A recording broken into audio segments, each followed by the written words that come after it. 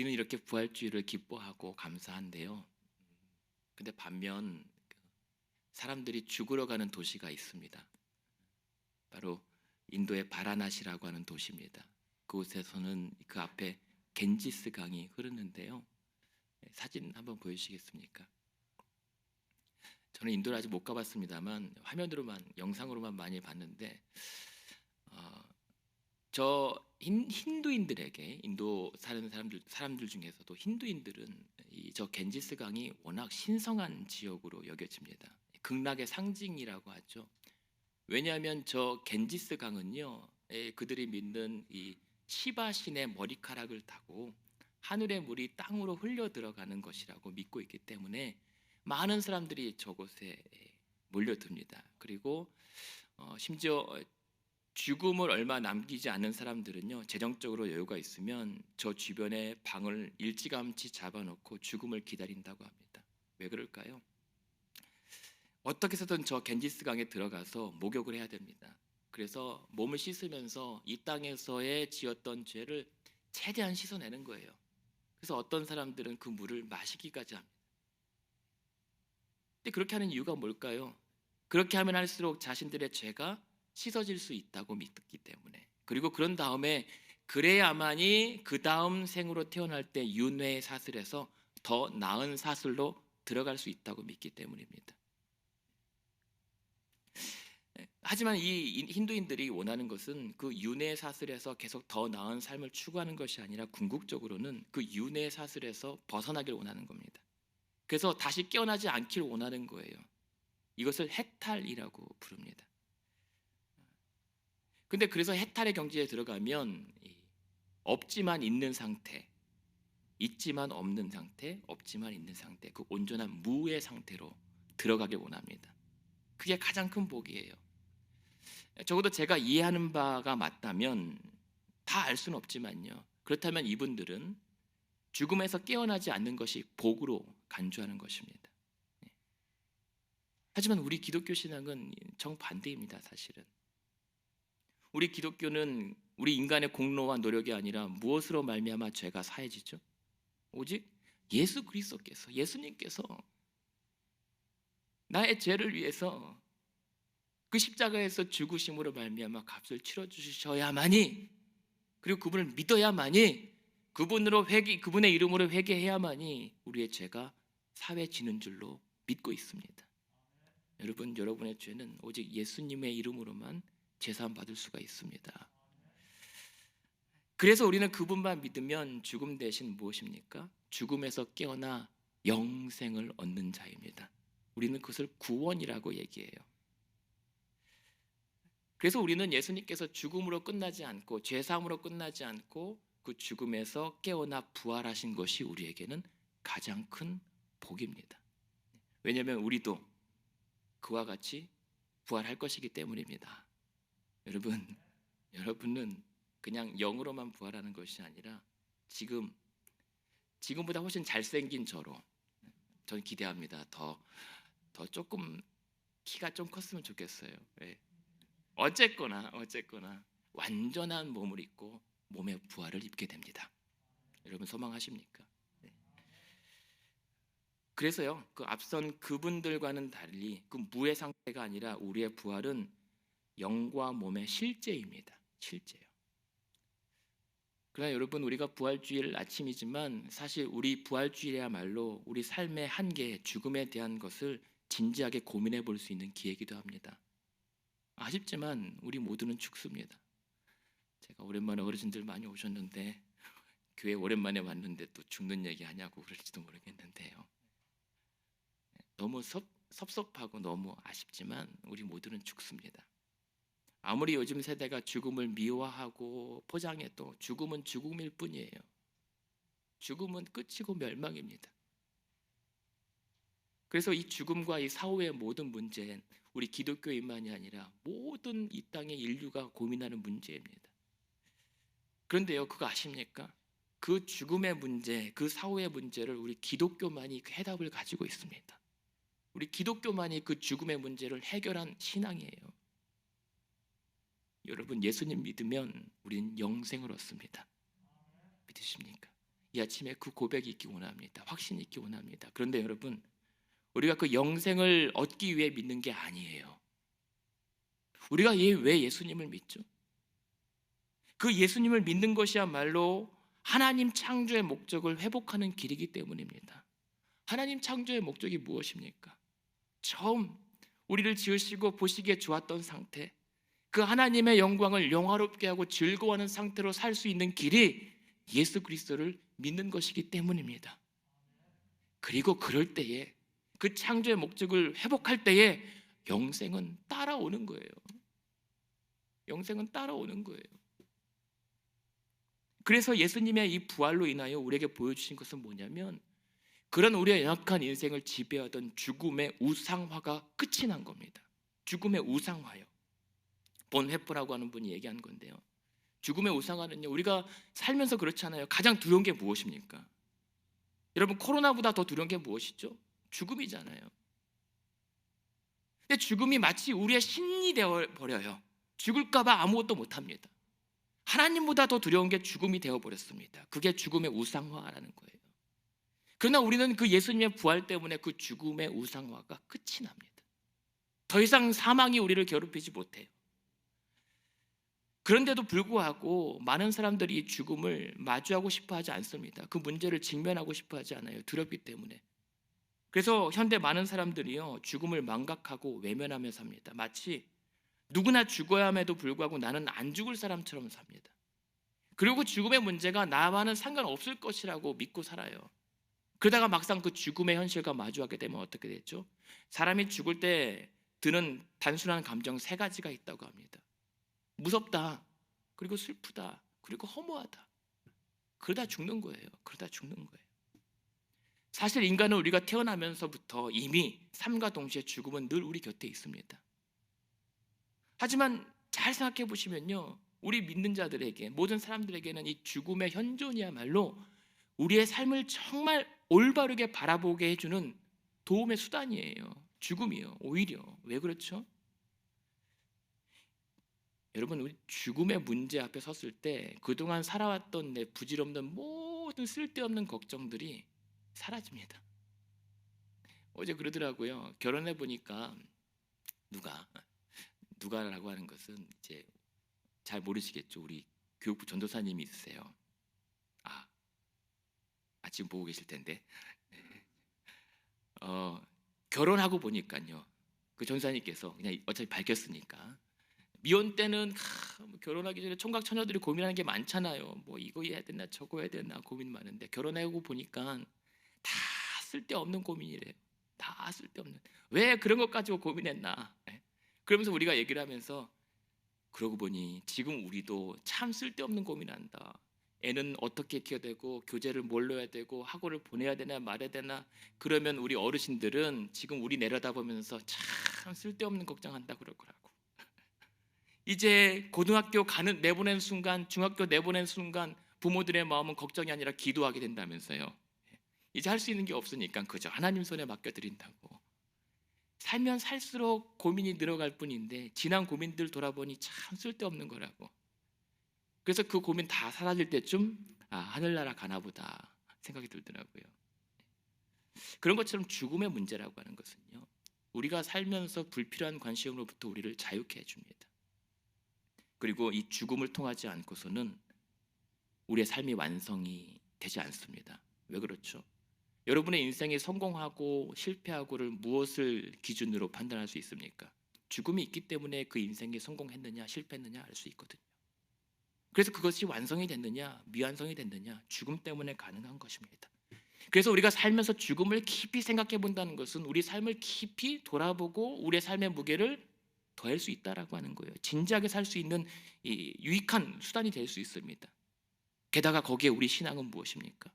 그 죽음의 극복이야말로 마침내 삶의 완성을 도와주는 유일한 길이 있다는 것을 알게 돼요. 그 죽음의 문제를 우리는 극복하기 때문에 우리의 삶은 완성이 될 수가 있는 것입니다.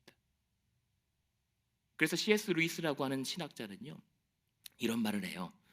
우리 인생이라는 게임에 죽음이라는 판돈이 걸려 있다는 것을 자각하면 우리의 삶의 자세는 엄청나게 달라질 것이다. 여러분, 우리 삶에는요, 죽음이 걸려 있습니다. 그렇게 봤을 때 우리의 삶의 자세는 너무나도 달라질 것입니다. 그런데 세련된 영혼이란 말 아십니까? 세련된 영혼이요. 여러분, 모든 죽는 자들 가운데서도 조금 구식이고 세련된 그런 차별이 있대요. 세련된 영혼은 무엇이냐면 갑작스런 죽음에 당황하는 것이 아니라 서서히 이루어지는 죽음을 원하고 준비하는 영혼이 세련된 영혼이래요. 너무 자꾸만 이 부활주일 아침에 죽음 얘기해서 죄송합니다. 그런데 일반적으로 죽음이라고 하는 것은요, 왜 두렵죠? 왜 공포하고 보스럽고 불안하죠? 모든 것으로부터 단절되니까요. 왜 두렵습니까? 나 혼자 남겨질 것이 너무 두려운 거예요. 왜 불안하죠? 죽음 다음에 어떻게 어디로 가는지 어떻게 되는지를 모르기 때문에 불안한 거예요. 그래서 성경은 게다가 이 죽음을 무엇이라고 정의합니까? 죽음을 죄의 결과에 대한 형벌로 정의합니다. 그렇기 때문에 죽음은 무서운 거예요, 사실. 더 말씀드리죠. 성경에는 죽음의 종류를 세 가지로 구분합니다. 우리 성경에서는요. 첫 번째는 무슨 죽음이 있죠? 육적인 죽음이 있습니다. 두 번째는요. 어떤 죽음이 있습니까? 영적인 죽음이 있습니다. 세 번째는 어떤 죽음이 있을까요? 영원한 죽음이 있습니다. 우리의 인간의 생물학적 모든 활동이 작동이 중지되는 것을 육적인 죽음이라고 합니다. 영적인 죽음은 무엇이죠? 살았지만 하나님과의 관계가 단절된 것이 영적인 죽음입니다. 그럼 영원한 죽음은요? 하나님의 심판의 때에 지옥에 들어가게 되는 것이 둘째 사망, 영원한 죽음입니다. 이게 성경에서 말하는 죽음이에요. 애석하게도 우리는 스스로 죽음을 극복할 수 있는 방법이 없습니다. 우리 스스로는 죄인의 죽음으로 죄의 문제를 해결할 수는 없잖아요. 하지만 단 한 가지 방법이 있습니다. 오직 죄 없으신 예수 그리스도께서 나를 위하여 대신 죽으심으로 말미암아 그리고 그분을 믿는 것으로 말미암아 우리는 그 죽음의 문제를 극복할 수가 있어요. 그래서 우리 예수님을 믿는 여러분들은 그 죽음의 문제를 이미 이겨내셨습니다. 죽음을 걸고 예수님을 믿는 거예요. 그래서 내 목숨을 담보로 예수님을 믿는 거예요. 왜요? 그분 안에 생명이 있기 때문에. 그분에게 모든 걸 걸면 나는 죽는 것이 아니라 그분 안에 생명 때문에 나는 살아나는 것입니다. 그래서 예수님의 죽음은 죽음의 죽음이었던 거예요. 예수님의 죽음은 죽음이 죽는 사건이었고 예수님의 부활은 무엇이죠? 그 죽음으로부터의 승리를 선포하는 사건이 바로 부활이었던 거예요. 여러분 옛날을 돌이켜 보시죠. 예수님께서 태어나실 때는 한밤중에 무엇이 있었죠? 빛이 있었습니다. 밝음이 있었어요. 근데 예수님께서 돌아가실 때는 무엇이 있었죠? 한낮에 어둠이 있었습니다. 근데 그 어둠은 사실상 예수님께서 죽는 시간이 아니라 그 죽음이 죽어가는 시간이었던 거예요. 그 어둠 가운데. 그래서 그 오늘 본문에서처럼 예수님께서 돌아가실 때 어떤 일이 일어났습니까? 51절에 첫 번째는 성소의 휘장이 어마무시한 그 거대한 휘장이 둘로 위로부터 아래까지 쫙 찢어져서 둘이 돼버렸습니다. 무엇을 의미하죠? 그 예수님께서 그 사망 권세를 죽이심으로 말미암아 이제 막혀있던 하나님께로 나아갈 수 있는 길이 뚫려버린 거예요. 그래서 하나님께로 나아갈 수 있게 됐습니다. 가로막던 사망이 죽어버렸기 때문에. 그리고 이어서 무슨 일이 났죠? 땅이 진동하고 바위가 어떻게 됐습니까? 저는 이 성경에서요 정말 가장 통쾌하고 짜릿한 장면을 뽑으라면 오늘 이 본문입니다. 그래서 오늘 본문을 듣겠어요. 51절 후반에 어떻게 됐습니까? 성소 휘장이 찢어졌는데 땅이 진동하고 바위가 터져나갔대요. 이 얼마나 짜릿합니까? 바위가 터져나가요. 산산조각으로 찢겨져 나갔다라고 얘기합니다. 언제요? 예수님께서 죽으실 때. 이게 무슨 사건입니까? 그것은 바위가 터져나가고 무덤이 찢겨져 나간 것은 예수님의 부활의 예고탄입니다. 장차 이런 일들이 일어날 것이라고 하는 그 부활의 방아쇠를 당긴 거예요. 예수님께서. 그 실제 어떤 일이 났습니까? 52절이요. 그날 52절 같이 읽어볼게요. 시작. 무덤들이 열리며 자던 성도의 몸이 많이 일어났다라고 해요. 여러분, 예수님께서 죽으셨을 때 도리어 그 바위가 터져 나가고 무덤들이 열리면서 그 당시 죽었던 많은 사람들이 부활했어요. 그리고 이 사람들이요, 부활하고 난 다음에 그냥 무덤에서만 있었던 거 아니거든요. 자기들끼리 부활했다라고 믿은 게 아니거든요. 53절이요. 같이 읽어보겠습니다. 53절 시작. 예수의 부활 후에 그들이 무덤에서 나와서 거룩한 성에 들어가 많은 사람에게 보이니라. 아멘. 부활은 실제 일어난 사건입니다. 그때 많은 사람들이 예수님의 부활 때까지 기다리고 있다가 아마도 무덤 안에서요, 예수님의 부활의 그 3일을 기다려서 그때 거룩한 성, 그 예루살렘 성에 들어가서 많은 사람들에게 자신의 부활을 나타내 보였어요. 여러분 믿으십니까? 이 놀라운 사건을 믿으십니까? 그렇다면 부활을 믿으시는 것입니다. 그래서 그 사건을 통해서 어떻게 해내셨어요? 예수님의 부활하심을 통해서 54절에 무엇을 입증하셨습니까? 과연 그분이 하나님의 아들이심을 만천하에 온 인류 가운데 나타내 주신 거예요. 예수님은 다시 사셨습니다. 예수님은 부활하셨어요. 이때를 기점으로 이제요, 우리 인생이 바뀌게 됩니다. 예전에는 죽음이 끝이라고 생각했던 그 삶과 죽음의 명확했던 경계가 흔들립니다. 예수님의 십자가의 죽으심으로, 그리고 예수님의 부활하심으로 말미암아 삶과 죽음의 경계가 완전히 무너져 버렸어요. 그래서 저와 여러분은요, 삶에서 죽음으로 가는 것이 아니라 삶에서 잠시뿐인 삶에서 영원한 삶으로 나아가는 자들입니다. 무엇을 통해서요? 죽음이라고 하는 문을 열고 나가면 우리에게는 바로 진정한 미래가 우리 앞에 펼쳐져 있습니다. 그러니 우리가 오늘 이 아침에 기뻐하지 아니할 수 없잖아요. 그런데 이 성경에는 부활에 두 종류가 있다고 말합니다. 여러분, 부활에도 두 종류가 있어요. 어떤 부활이 있을까요? 하나는 의인의 부활이 있고요, 다른 하나는 악인의 부활이 있습니다. 우리 믿는 자들만 부활하는 거 아닙니다. 믿지 않는 자들도 부활합니다.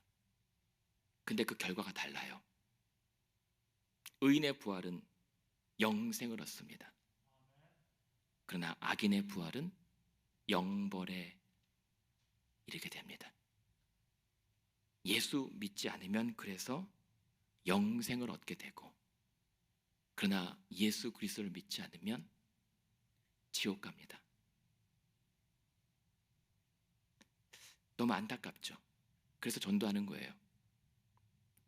그냥 예수만 믿으면 우리 함께 천국 갈 수 있고 영원한 생명 누릴 수 있는데, 그거 알지 못하고 믿지 못해서 그런 자들 우리가 안타까운 마음으로 같이 가자고 전도하는 거예요. 그냥 새 뿌리려고 하는 거 아니에요. 안타까운 마음으로 가는 거예요.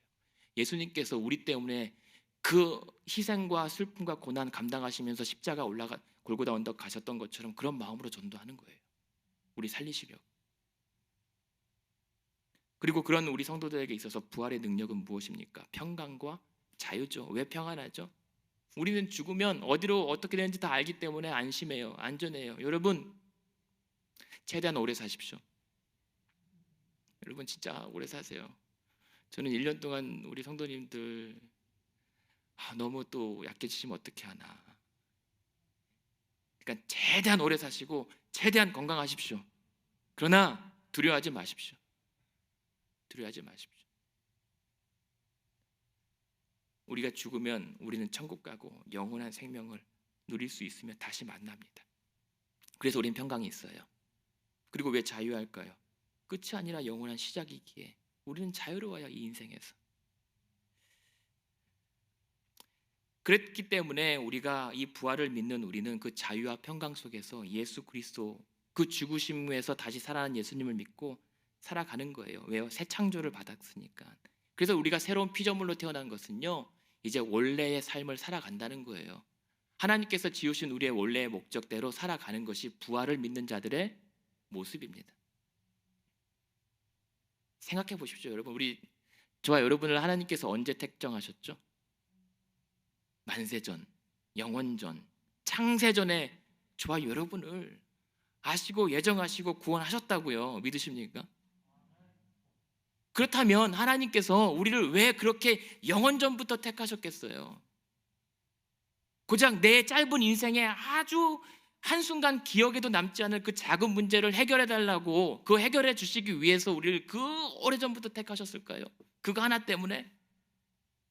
그래서 그거 하나 안 들어주신다고 우리가 그 하나님을 의심해야 될까요? 아니죠. 하나님께서 우리를 그 영원전부터 택정하신 그 이유는 뭐하라고 말합니까? 우리로 그 하나님의 영광을 즐거워하고 기뻐할 수 있는 영광의 찬송이 되게 하시기 위해서 우리를 택하셨습니다. 구원하셨어요. 그렇다면 우리가 이 부활을 믿는 신앙으로 하나님 앞에 영광 올려드릴 때 우리는 창조의 목적을 회복하는 거예요. 그 영원전부터 택정하신 삶의 목적을 이루며 누리며 사는 거예요. 하나님은 왜 하나님의 영광을 기뻐하라고 하죠? 그렇게 대접받고 싶어서요? 높임받고 싶어서요? 여러분, 그것은 세상 왕들의 관점이죠. 왜 하나님은 우리에게 그 하나님의 영광을 찬양하라고 할까요? 그것이 가장 큰 것이기 때문에, 가장 선한 것이고 가장 기쁜 것이기 때문에 우리에게 그분의 기쁨을 우리에게 나눠주시기 위해서 찬양하라고 하는 거예요. 하나님은 선하시잖아요. 선하신 분으로부터 선한 것 외에 나올 것이 없습니다. 여러분, 우리가 부활을 믿는다면 창조의 목적대로 살아가는 우리 되길 원합니다. 하나님의 영광의 찬송이 되어 살아드리기를 원합니다. 거기에 부활의 생명이 나오죠. 김영석 교수님의 수필집에 이런 말이 있습니다. 기독교에는 성지가 없다. 성지가 없대요. 물론 성지순례 우리 같이 모시고 한번 다녀와야 되는데 제가 조금 더 모아놓겠습니다. 모아서 근데 사실 엄밀히 따지면 우리 삶에선 기독교에 성지가 없대요. 무슨 말입니까? 괜히 빈 무덤에서 머물러 있지 말라는 거예요. 거기에서 무슨 의미를 찾지 말고, 물론 잠깐 보면 좋겠지만 우리가 정말 그 부활의 삶을 살려면 무덤에서 나와야 되는 거예요. 우리가 죽어서 경험하는 종말론적 부활이 있습니다. 그런데요, 우리가 살아서 이 땅에서 누릴 수 있는 부활이 있습니다. 그 부활의 능력이 있습니다. 그것을 실존적 부활이라고 합니다. 실존적 부활이요. 그래서 빌립보서 2장 10절하고 12절을 나중에 찾아보십시오. 빌립보서 2장 10절 12절에 보면 바울이 뭐라고 하냐면, 내가 그리스도와 그 부활의 능력을 경험하기를 원한다. 내가 그 그리스도의 부활의 능력을 입기를 원한다 라고 해요. 바울은 살아있잖아요. 그런데 바울이 그 부활의 능력을 입기 위해서 추구했고 순종했던 것은 무엇인 줄 아십니까? 그의 죽으심을 본받아서, 그의 죽으심을 본받을 때에 부활의 능력을 입게 되었다라고 고백해요. 여러분, 그것이 실존적 부활입니다. 이 땅에 살면서 우리가 부활의 능력을 얻길 원하잖아요. 여러분, 오늘 부활주일이라고 기뻐하고만 돌아가시면 안 돼요. 부활의 능력 사모하고 얻고 가셔야죠. 그냥 그럼 내년에 또 한번 부활주일 한 번 더 기쁘고 그러고 마시게요? 아니죠. 부활주일 아침 부활의 능력을 입고 이제 더 그 부활의 능력으로 앞으로만 나가야 되잖아요. 그러려면 어떻게 하죠? 그의 죽으심을 본받는 것입니다. 주와 복음을 위해 내 목숨 걸고, 나도 나를 자기를 부인하고 주께서 맡겨주신 내 십자가 짊어지고 주를 따라갈 때에 부활의 능력이 우리에게 임할 줄로 믿습니다. 그것이 바울이 경험했던 능력이에요. 부활의 능력이에요. 그것이 실존적 부활입니다. 죽어서만 부활할 것이라고 기다리지 마시고요, 오늘 이 자리에서 그 부활의 능력을 체험하고 얻고 가십시오. 그러한 실존적 부활의 삶 세 가지로 요약해 볼 수가 있습니다. 실존적 부활의 삶, 첫 번째는 무엇입니까? 자기 부정의 삶이에요. 자기를 부정하는 거예요. 예수님께서 우리가 고난주간 특별 새벽 기도 때 계속 돌아본 본문이 무엇입니까? 어떻게 따라오라고 했죠? 자기를 부인하고 자기 십자가를 지고 나를 따라오라고 하시잖아요. 십자가의 부활은 죽음 뒤에 일어나는 영광이었습니다. 죽음이 있어야만 따라오는 부활의 영광이었어요. No cross, no crown이라는 말이 있잖아요. 십자가가 없으면 면류관도 없었던 겁니다. 그렇기 때문에 이것은 철저히 자기를 극한의 순종으로 부인해야만 얻을 수 있었던 영광이었던 거예요. 예수님조차도. 그래서 초대교회 성도들은요, 이것 때문에 자기들이 죽는 것, 순교하는 것을 당연하다고 여겼어요. 죽는 것을, 주를 위해서 죽어야만이 그 영광이 있다는 것을 믿었기 때문에 기꺼이 순교를 했다고요. 이 자기 십자가를 진다는 말이 무엇입니까? 결국 십자가는 뭐예요? 죽으러 가는 거잖아요. 죽음을 각오하고 주님을 믿는다는 거예요. 부활이라고 하는 것은, 부활신앙이라고 하는 것은. 그런데 저는요 너무 창피하더라고요. 그냥 십자가를 맨날 닦고만 있고 광만 낼 줄 알았지 어디 가질 않아요. 움직일 줄을 몰라요. 그냥 신용만 내고. 그러니 영광이 없죠. 그러니 능력이 없죠. 맨날 힘들다고 그러죠.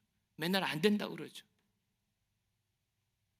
그런데 오늘 우리가 부활절 앞에 이 주님의 부활을 믿는다면 우리가 주를 위해 생명도 걸 수 있어야 한다는 것입니다. 여러분, 바라기는 말씀드렸죠. 오해하지 마세요. 오래 사세요. 건강하세요. 그러나 만약에 필요하다면 주를 위해 우리가 죽을 각오로 주님을 따라가기를 원합니다. 우리는 그 죽는 삶을 통해 참 생명을 매일 얻어요. 그것이 바울이 말했던 나는 매일 날마다 죽노라고 고백했던 성화의 삶입니다. 그래서 실존적 부활의 두 번째 삶의 모습은 무엇이냐면 자기 긍정이에요. 자기 긍정. 우리 기독교 신앙은 자기를 비하하는 신앙이 아닙니다. 자기를 부인함을 통해서 도리어 긍정하는 삶이에요. 왜요? 예수님께서 십자가 짊어지고 누구를 따라오라고 하시죠? 나를 따라오라고. 주님을 따라가는 게 뭐라고 했습니까? 하나님 원래 목적을 회복하러 가는 길이라고 했잖아요. 그렇다면 그분 따라가는 것이 나 자신을 위한 것이고 내 인생을 위한 자기 긍정의 삶인 거예요. 여러분, 주님을 따라가십시오. 그것이 바로 여러분 자신을 사랑하는 것이고 여러분의 인생을 위하는 것입니다. 그 부르심에 기꺼이 순종하는 것이 자기 긍정입니다. 그래서 그럴 때 우리가 항상 예수의 죽으심을 내 몸에 짊어지면 무엇이 나타나죠? 예수의 생명이 우리 가운데 나타나게 되는 것입니다. 부끄럽더라고요. 나이 이제 아직 50 조금 안 됐지만 제 몸에 상처가 하나도 없더라고요.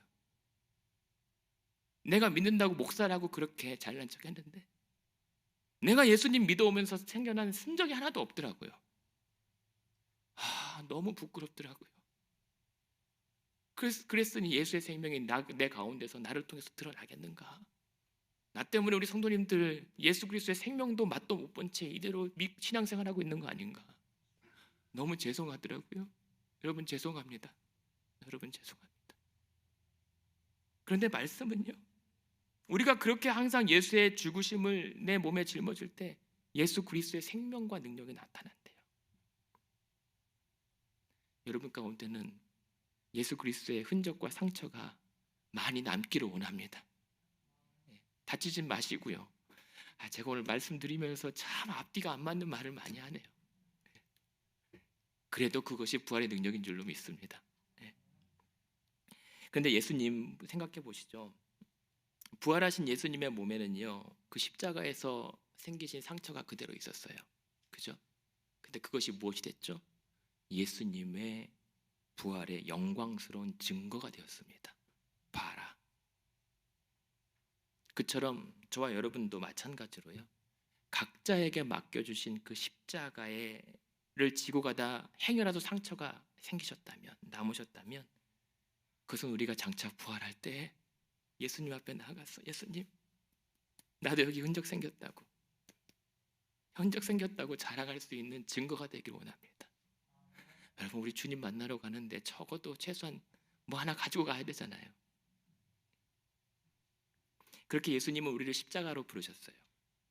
우리를 그 십자가는 파괴나 포기나 절망이 아니라 구원과 생명과 영광의 찬송 가운데로 부르신 거예요.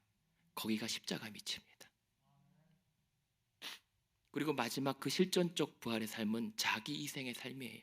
결국 나를 부인하든 혹은 나를 긍정하든 자기 부인이나 자기 긍정은 결국 무엇을 위한 도구죠? 십자가는 결국 누구를 위한 도구입니다. 남을 위한 도구입니다.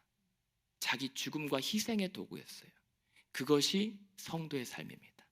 남을 위하여 사는 것. 십자가 공동체는 그래서 무엇이죠? 내 형제를 내 몸처럼 아끼지 않고 사랑하며 그 형제를 위하여 죽을 수도 있는 공동체가 성도의 공동체입니다.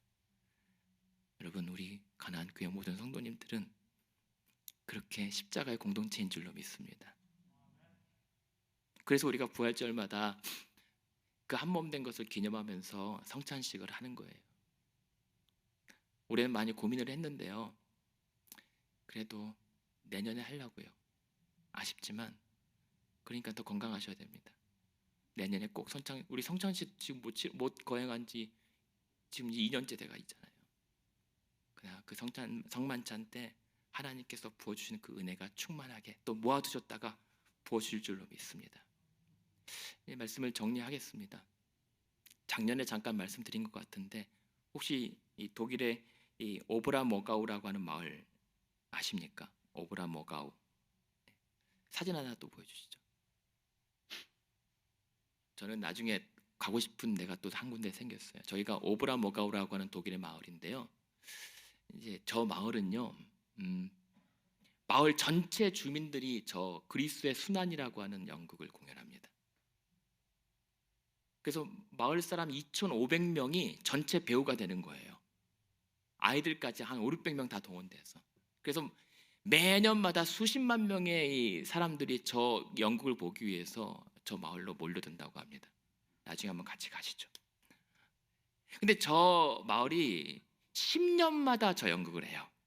10년마다 5개월 동안 무려 5시간 30분간의 이 공연을 한다고 합니다. 근데 이 마을이 왜 저렇게 10년마다 하게 되었는가? 기원이 있더라고요. 1633년에 이 독일의 그 흑사병이 창궐했을 때 모든 사람이 쓰러질 때